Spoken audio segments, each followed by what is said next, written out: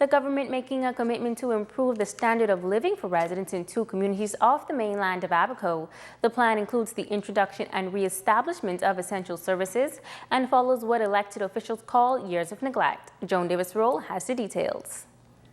Grand Cay Abaco, with a population of some 600 residents, falls under the portfolio of the Minister for Grand Bahama, the Honorable Dr. Michael Darville.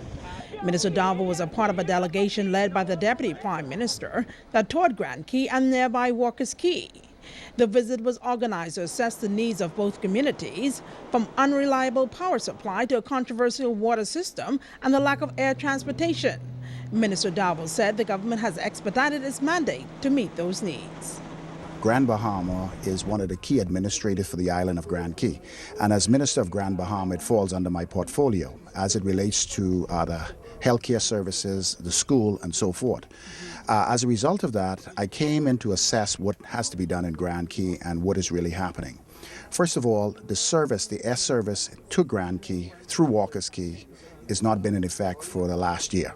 That is of great concern to the residents, and I made a statement as a result of what I noticed. We walked the airstrip, and we see that the airstrip is in good condition. And so I indicated to my colleagues that we should move swiftly to assess the standard of the airstrip and then bring back a regular service into Walker's Cay so the residents in Grand Cay can get back and forth to the mainland as well as Freeport or even Nassau. Minister Darville further stated that a number of core services are set to come on stream for Grand Cay, including services critical to the healthcare system. We need to work very diligently to bring back the presence of a physician and also to bring back proper dental care to Grand Cay.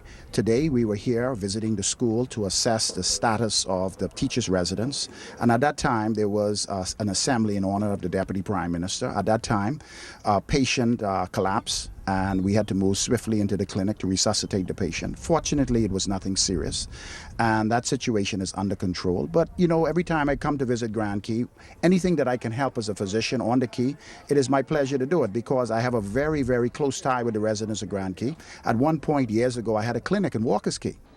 Minister Darville emphasized that their efforts will not stop there.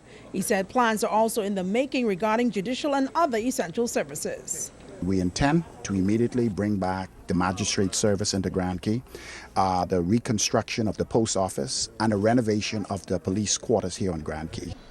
ZNS Network News, I'm Joan Davis-Roll.